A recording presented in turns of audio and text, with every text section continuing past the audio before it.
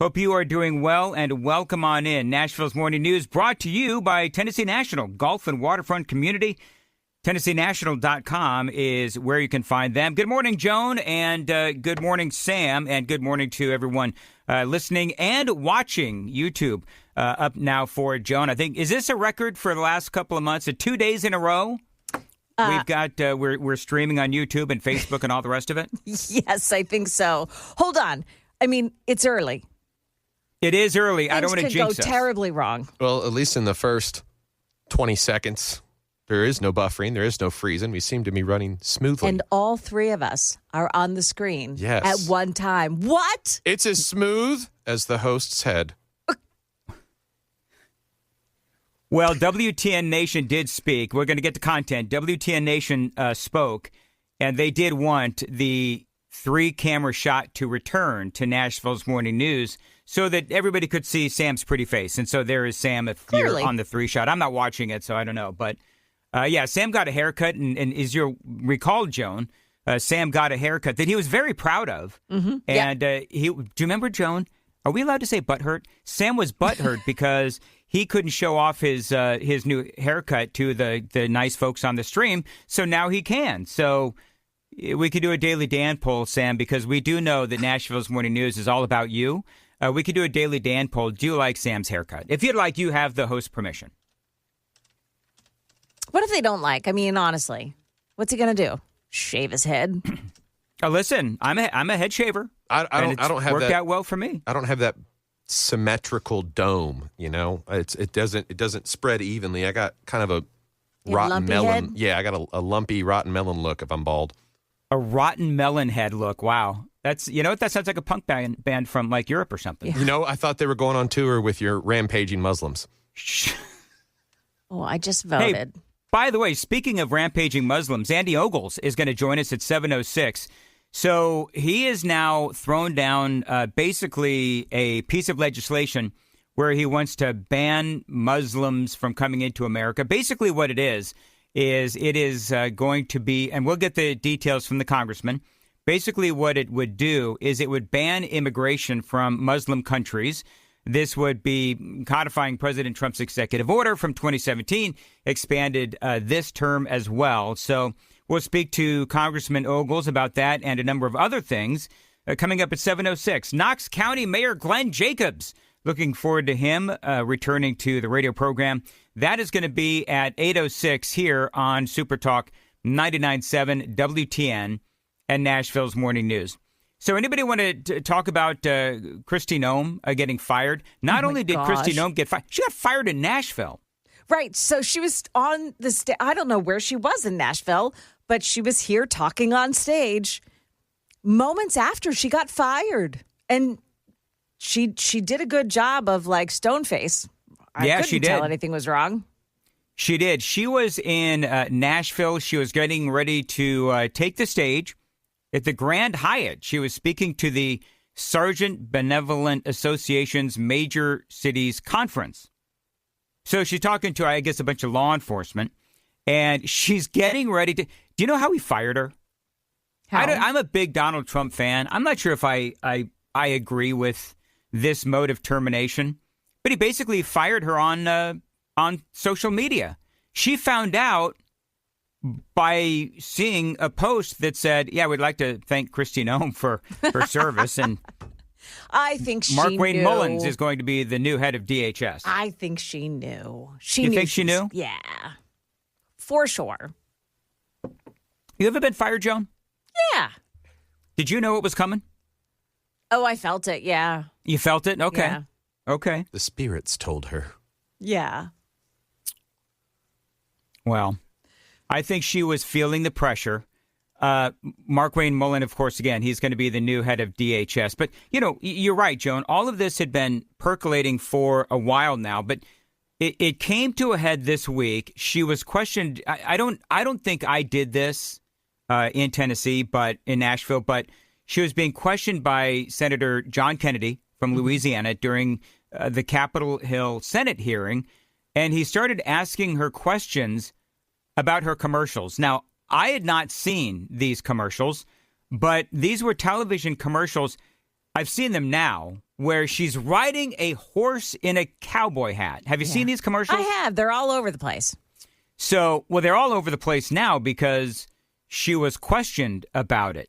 Because these commercials ultimately cost $220 million.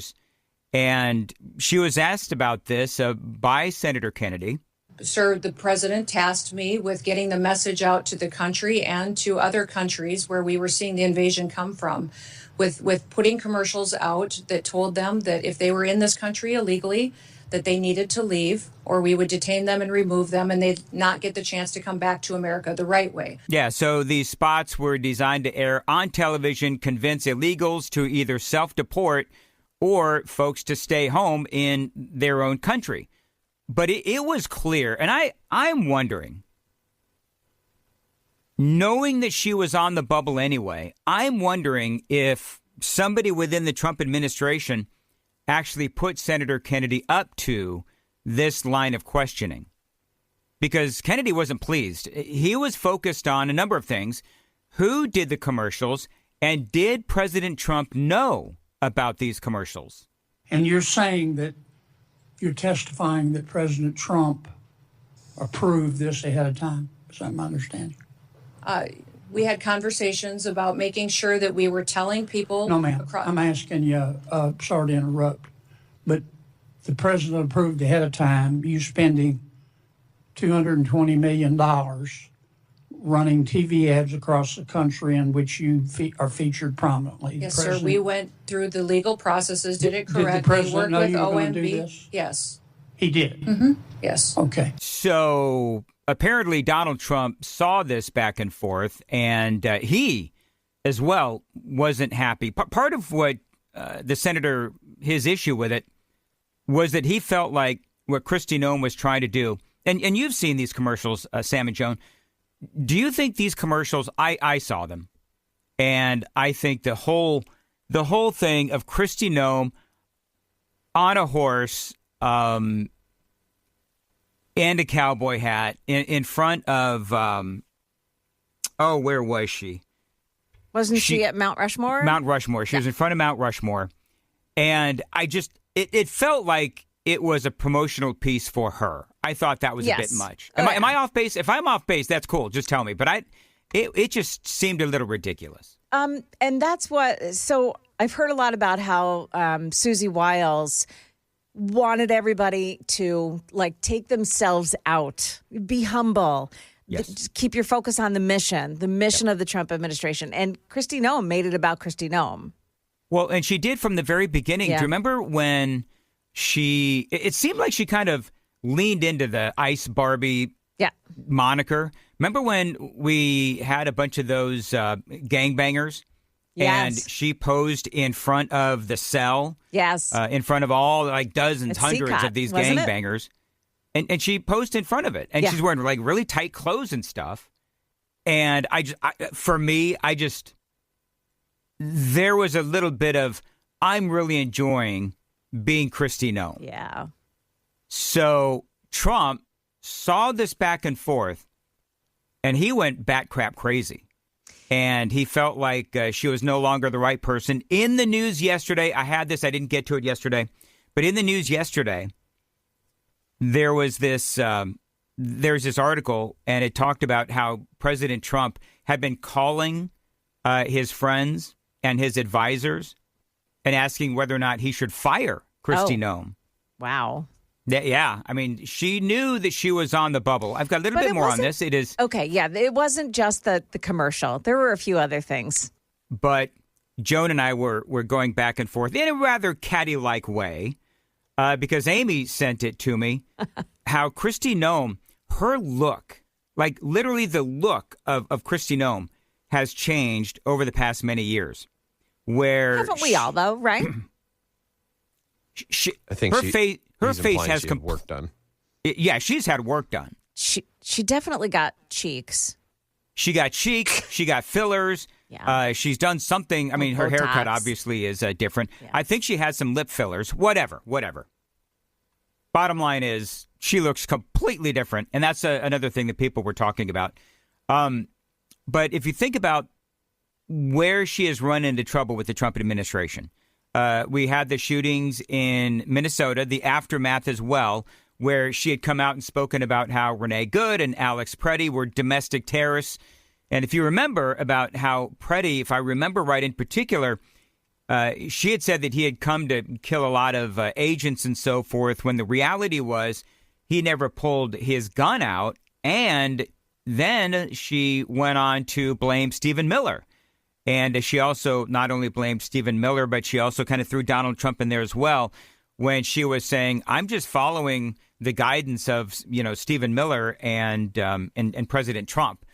So there have been some issues with the former DHS secretary. There were, again, some criticisms over the Ice Barbie portrayal, which, again, she did seem to lean into with some of the awkward photos that were out there. So all of this, of course, led to her termination. Was there anything else, Joan? I'm sure that I'm missing something. Yeah. What else? What were the other factors that led to? There were some questions about who did the commercial. I know that there was that issue as well. Yeah, there's breadcrumbs that go to her husband's company. But there's also the affair with Corey Lewandowski. Yes. Oh, my gosh. That was so awkward. I think that turned President Trump off. And because, he's moving Kristi Noem to a new position. So he's essentially not firing her, but he made this new position. And I have to really dig into what this position is going to do. And I'm not sure that, it's dealing with the cartels and other countries. Special envoy for the Shield of the Americas, a newly created position announced by the Trump administration. At the same time, he fired her as Secretary of Homeland Security. Apparently, this is a new national security initiative focused on the Western Hemisphere. You're fired. Guess who's not going with her? Corey Lewandowski? Right. He's gone. Gonski. Is he now out of the Trump administration? I believe so. But, the two of them are allowed to stay on until the end of the month. That's when Markwayne Mullins takes over. Mm-hmm. So they're allowed to stay on. I feel like this is the softest firing ever. They're allowed to stay on till the end of the month. She's out there talking about her firing, very matter-of-factly, and she's taking a new position. Corey Lewandowski, though, he's gone. So I actually saw Argentinian President Javier Milei talking about how they're going to make the Americas great again in their parliament down there. So it's going to be a multinational effort with other Latin American countries to kind of, like you said, Joan, with the cartels, patrol the waters and keep the Western Hemisphere's interest and security risks minimal. There was also some questioning of Kristi Noem about the alleged affair with Corey Lewandowski, because both are married, as her husband is right behind her in that testimony. There were questions about what was going on the airplane and, the affair that she and Lewandowski were supposedly having. So, and Trump was having none of that. He posted this. You ready for this? He posted this on Truth Social. Sometimes as a great president, you have to make decisions that will not be popular. Corey Lewandowski, a great member of our team, he was very upset at the news about Kristi Noem. He said, Mr. President, how could you? She's gone. And I said, no, Corey, she's not gone. We found a nice farm for her to live at, just like when she was growing up. She's probably running around out there having a great time. And that made him happy. Congratulations again to Senator Mullen, who is now the new, will be, perhaps the head of DHS. And so he was very excited about that as well. He'll was need confirmation, though. He's got to be confirmed and all that. Yeah, he probably will be confirmed. Although, let me see. Hold on. I think I've got. There's one more. Let me play one more audio bite. This is the senator that was going to fist fight the other senator, right? Yes. It wasn't a senator. It was the head of a union. It was the head of the Teamsters. O'Brien. O'Brien was his name. Fitzgerald O'Brien something. Yeah, I've got the audio well, here. Markwayne Mullins is a former MMA fighter. Like, he could take people. Oh, yeah. Yeah, one of my favorite Mark Wayne Mullen moments when he challenged Teamsters Union President Sean O'Brien There you go. to a fight in the middle of a Senate hearing after reading O'Brien's tweets about him. Quit the tough guy act in these Senate hearings. You know where to find me. Any place, anytime, cowboy. I love this. Sir, this is a time, this is a place. If you want to run your mouth, we can be two consenting adults. We can finish it here. Okay, that's fine. Perfect. You want to do it now? I'd love to do it right now. Well, stand your butt up then. You stand your butt up. Oh, hold on. Big guy. Oh, stop it. Is that your solution, every poll? No, sit down. Sit down. Okay. So that you hear Bernie Sanders, you're United States Senator, for God's sake. But I loved that moment. I remember laughing about that because, in that Senate hearing where the Teamsters Union president is giving his testimony, he's got this very there's no other way to say it, this mob-like Boston persona that is just irritating as all get out. And I love how Sean O'Brien said, you get up. What did Mark Wayne Mullen do? He got up. Not only did he get up, when you're going to fight somebody, and I wouldn't know about this, but when you fight somebody, you go to take off your ring. Yeah. So, yeah, you know what I'm talking about, Joan. Yeah. So Mullen, he was serious. He starts taking off his ring. Right. And starts walking over towards Sean. Yes. Maybe there's a part of me that I love that kind of, and I use this phrase all the time, this sort of muscular conservatism where it's like, no, you know what? We will not be bullied by the likes of Sean O'Brien, for example, at that point in time. Yes. Toxic masculinity. Yes. Yeah. Toxic masculinity is not always a bad thing. I was going to say, like this country was more efficient when if you had a dispute with somebody, you could just challenge them to a duel. Yep. Our great president and Tennessean Andrew Jackson knew that pretty well. Did you see what Sean O'Brien said about Mark Wayne Mullen being the next DHS chief? No, what did he say? He tweeted out, in a statement to The Hill, he said, quote, if anyone is willing to stand their butt up to protect America, it's Mark Wayne Mullen. See, I think that at that point in time, there's a lot going on, anti-Trumpism and so forth. Yeah. But I think, didn't Sean O'Brien eventually come over to her? I get all these union people mixed up because they all sound alike to me. Don't you remember he actually came to the, the convention? He spoke to the GOP convention. Yes, I do remember that. Yeah, and he's come around. Yeah, I think if I remember correctly, and somebody fact check me, and I know you will, I think he stopped short. I think endorsing. He stopped short of endorsing, but the fact that he spoke at the convention, I think that was the first time a Teamsters Union president had spoken at the convention in the Republican convention in a long time. Yep. So I love the Sean. That's thank you, Joan, for grabbing that. That's awesome. I love that he did that because I think that shows a healthy respect for Mark Wayne Mullen, and I do believe that Mark Wayne Mullen will do a great job. Well, Mullen said that Sean O'Brien apologized to him, and President Trump requested that they meet again. He put them back together again. Hey, guys, talk it out. And that's how they began a friendship. I love that. Yep. I absolutely love that. Okay, very good. I just turned on the super text line, 615-737-9986. Hey, Sam, are you on the super text line? I'm gonna invite you to read 0210 and what he says. I haven't pulled it up. All right, hey, Joan, you want to read 0210? By the way, people also saying, one person saying the feed on YouTube is extremely low. Is low, yeah. I told Sam that. I'm not sure what's going on with that. I can't control that. I was going to say, Sam can't control that. Yeah. So, which one do you want to read? 0210, in reference to Kristi Noem and riding a horse? No, I'm not going to. No, I'll. Read it, Joan. I can't see it. Joan, come on, I don't have access. You have to read Joan, it for me. be a team player. Read 0210. She can ride my horse. That is what 0210 says about Kristi Noem. You had John Rich on yesterday on the podcast. You should have said something along the lines of, well, she could save that horse and ride this cowboy. Come on, people. You know, we taped the podcast yesterday, and it's me, Matt Murphy, Chris Hand, John Rich joined us, and when I left the podcast was when I found out that Kristi Noem had been fired. There is a place I like to go in the spring, in the fall, and in the snow. There's lots of friendly people there, and you don't have to bother to cut your hair.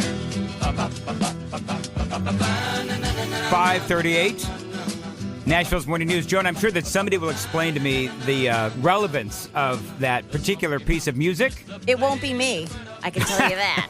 This is the Smokies by Barefoot Jerry, a local music group here in Nashville that was back in the 60s and 70s when they really made their mark. Little studio over in Madison, Cinderella Studios. One of the last analog studios around town, actually.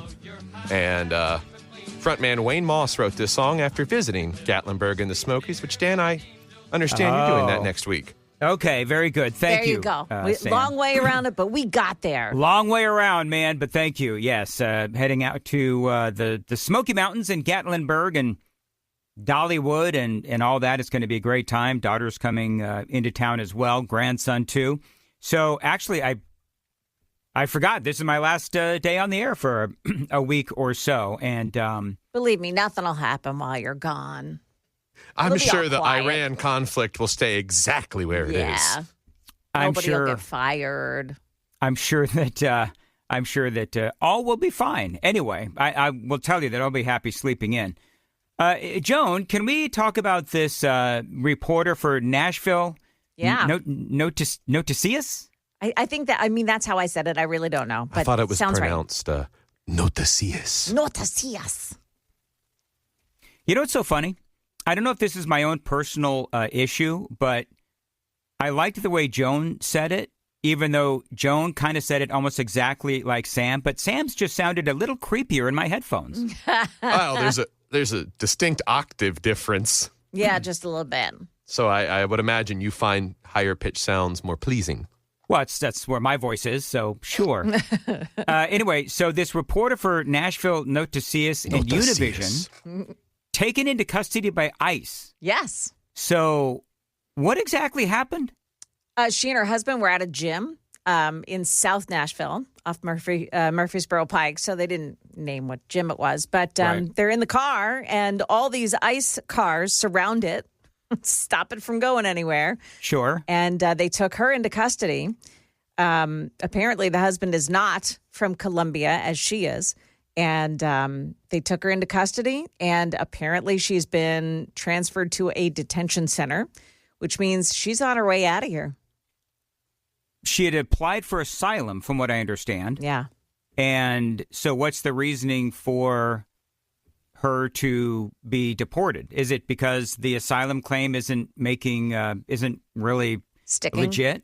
Yeah, she said that she got death threats while she was in Colombia, so that means that she should, be allowed to stay here. But we just learned, and I did this story in the news as well, that the Supreme Court is now saying, hey, listen, immigration courts use a certain standard to determine whether or not asylum is for real. So, people can say, oh, somebody's out to get me.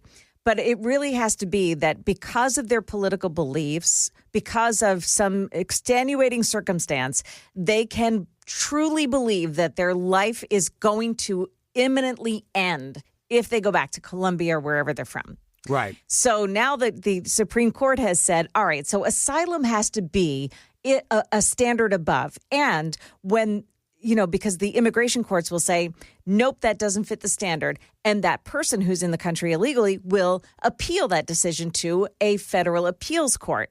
Now the federal appeals court has to use that standard that the immigration courts set. Well, yeah, the asylum process has been abused, beyond recognition. Yes. Listen to this, because I looked up some stats.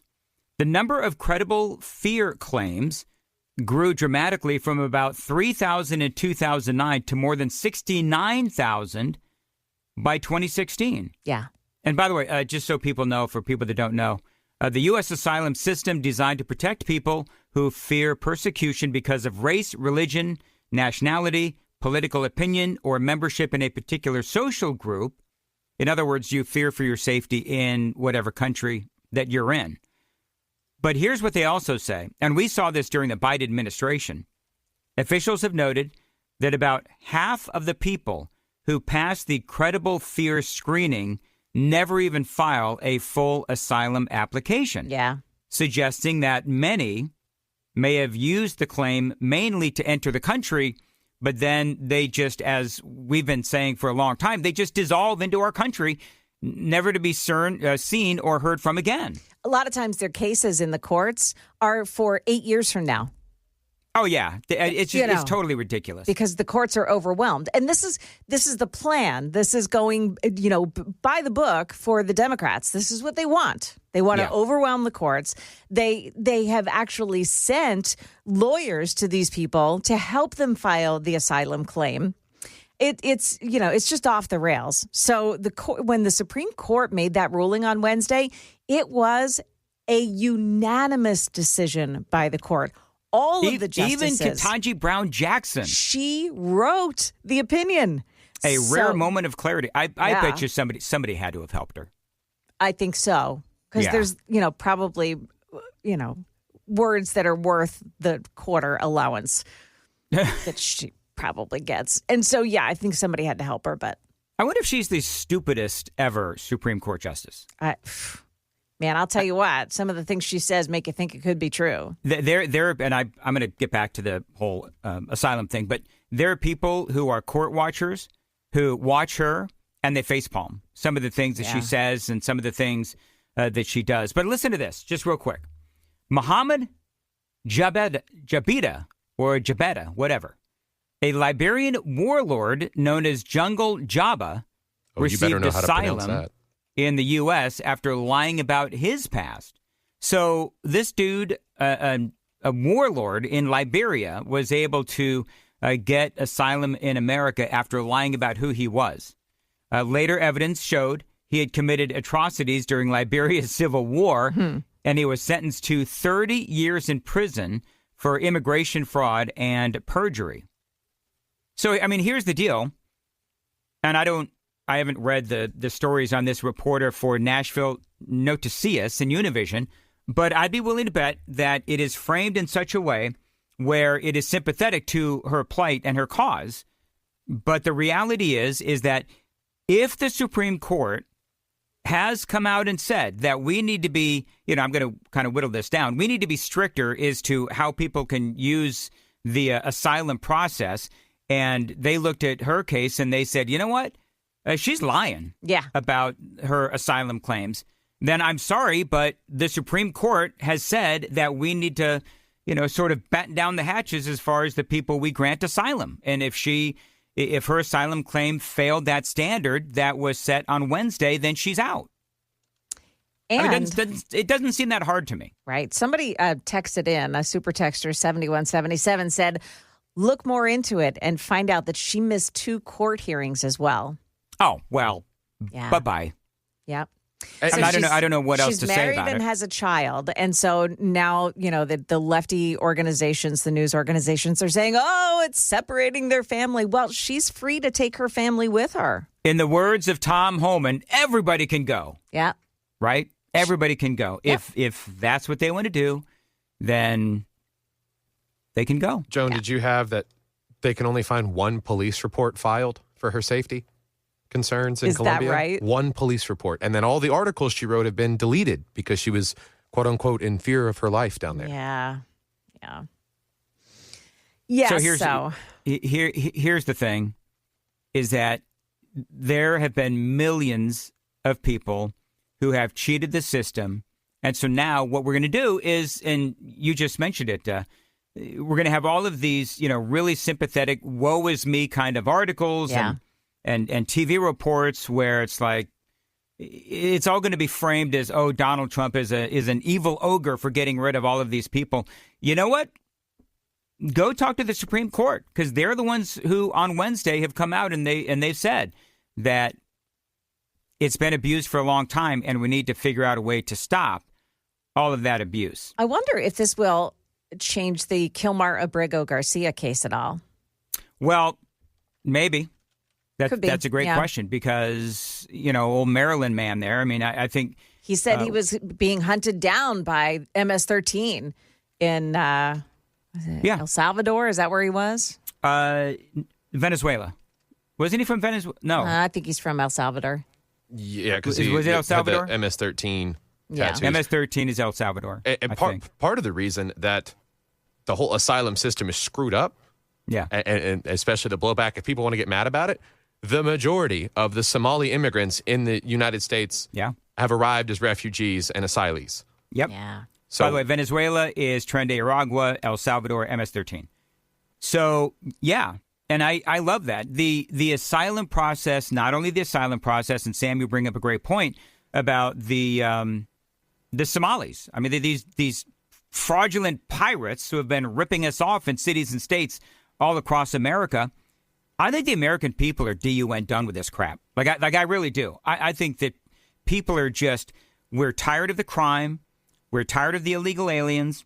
We're tired of all of these folks coming into our country and, doing abhorrent things. And then, of course, we have the Democrats who try to protect them at every turn. And I think that, the American people, again, are done with it. Clearly, the Supreme Court realizes that something needs to be fixed here as well.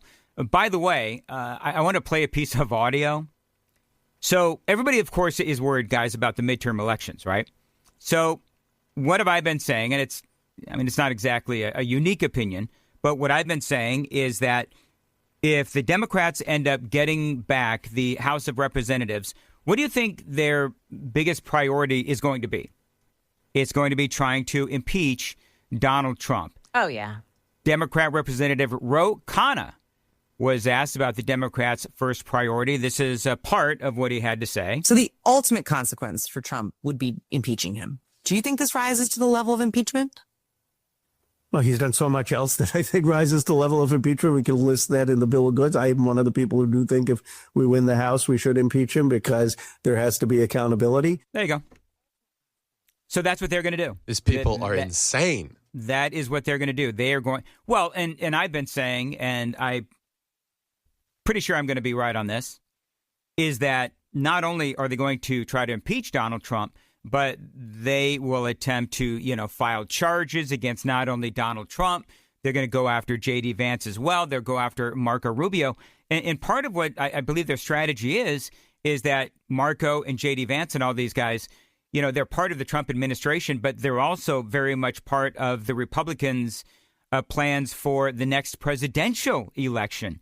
So if they can try to wrap up J.D. Vance, if they could try to wrap up Marco Rubio and anyone else from the Trump administration in their evil, sinister plot to not only impeach Donald Trump, but also try to bring charges against all of these people within the Trump administration, then they'll try to pick off one by one politically everybody that was planning on running for president in 2028. So I think that part of the overall goal of the Democrats is to try to destroy not only Donald Trump, but also any future plans for anyone politically from the Trump administration. I mean, I feel like that's coming. It wouldn't surprise me at all.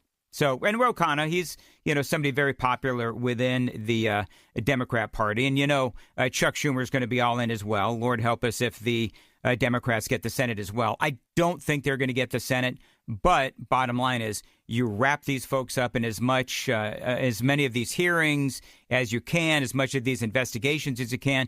We all know what happened with Donald Trump in the first 2 years of his first administration. What happened? They wrapped them up in the, as Donald Trump says, the Russia, Robert Mueller investigation.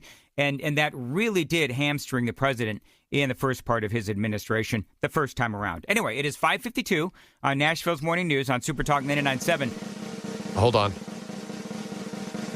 I fixed the audio. You fixed the audio. So in other words, when both Joan and I said that Sam cannot fix the audio that is too low going to YouTube, that made Joan and I liars. Well, no. We wanted to make sure that we didn't look good here, and this is that was all. Hey, Joan, you'll notice that Sam's knife's deep voice went up a couple of octaves. Yeah. You'll notice. Well, So what had happened was I opened the settings, and the input to this channel into the computer was like in the 30s, and it needed to be up in the 90s. So all right.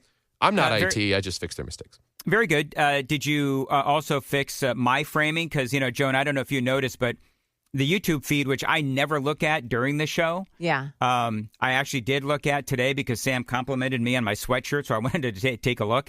And I had it was a very awkward close-up, and just trust me when I say nobody wants to see me that close-up. So did you fix the framing on YouTube, Sam? Just asking. I believe I did. Okay, good. You're going to have a different opinion because you're more critical, but... It's super close still. No, is it really? No, it's not. It's not? Okay. No. All right, very good. That's the shape of your monitor. I've got to make sure that I look good because I know that Amy is flying home from Georgia watching us on her phone on the plane, which is crazy when you think about it. So she just wants to make sure that you get Riker up on time. I was about to say, yeah, she's got to make sure you don't dig that hole any deeper. Yes, exactly right.